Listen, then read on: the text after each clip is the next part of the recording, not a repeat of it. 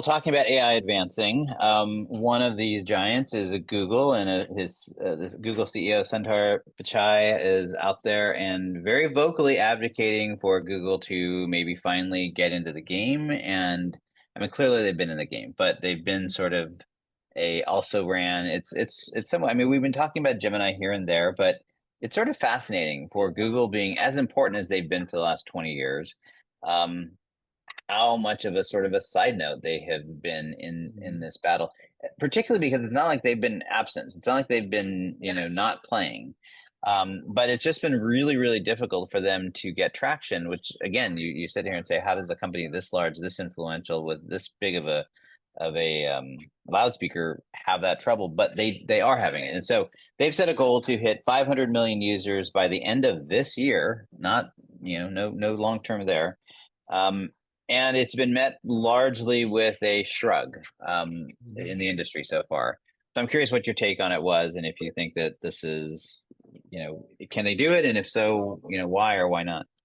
Yeah, I always find it odd to see that kind of goal. 500 million users is just such an immense number. It's obviously a global number. You can't count on the United States to do, even at most more than a quarter of that, which means you have to have this immense global marketing push combined with a consumer product that is so enticing that people can't ignore it. Um, I don't know what the numbers are, but I think Open AI, ChatGPT is still like 100 million No, I users. think they're 300 million now, but I Okay. think the important part is I think Google's only at a fraction of that. Yeah. So, I mean, this Like, is how are they like going a to massive growth. how do you leapfrog ChatGPT? That seems like a really difficult ask. And I wish Google would spend a little more time thinking about the product. I think that's always been Google's problem. They want to go straight from technology to hoping and praying that they have recreated Google search as a viral product. Well, and it's funny you say that because an industry observer by the name of Jeffrey Cooper, I happen to pull his quick analysis on this, and it's sort of the same point he made is that Google's problem isn't and has never really been the technology, as we pointed out several times here. That they actually were ahead of the game at a raw tech level. Their challenge has always been productization and monetization of transforming it into a product that actually spoke to the general consumer. And their initial efforts, and this is, to me, this is the Clayton Christensen challenge, right? It is the Kodak challenge, is that they're so afraid of disrupting their cash cow, the normal traditional search, that they have been really tepid in how they've approached this and have tried to shoehorn them together. And that's where a company like this can be disrupted. And I think so far it's happening. If I look at who their competitors are and who is in fact doing a very good job, and we'll talk about it, a couple of them right now, is that they're the ones that are honing in on these use cases where there's this direct alignment with how do you apply this technology to solve a specific set of problems. And I think Google so far has failed to do that. Ironically, the one place that I think they've succeeded is with their notebook, the LM notebook, and Oh, which and is and yet that fantastic, actually. I love it. Yeah.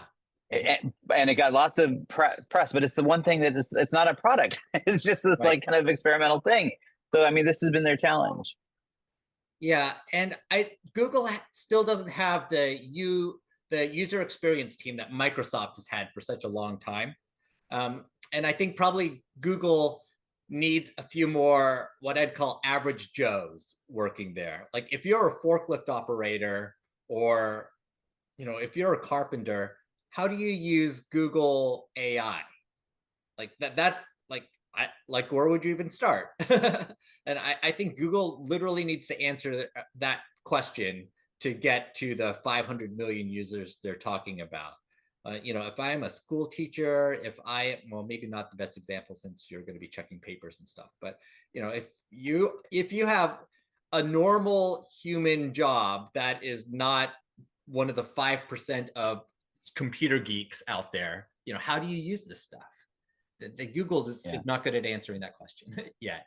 And it's a shame because they are the ones that already have that audience, and They the have the tech. reality is, Uh-huh. And this is what's going down. This is the problem, right? Is that those average users, those non-techies, are doing what they've always done. They've gone to Google, they've done the search, and so Google's afraid to disrupt that, Mhm. and that's the core issue. And I will tell you, I mean, I've been a Perplexity user for a long time, and lately I've been using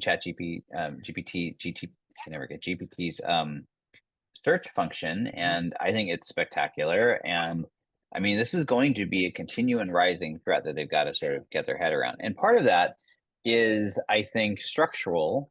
And I say that with a grain of salt, but I think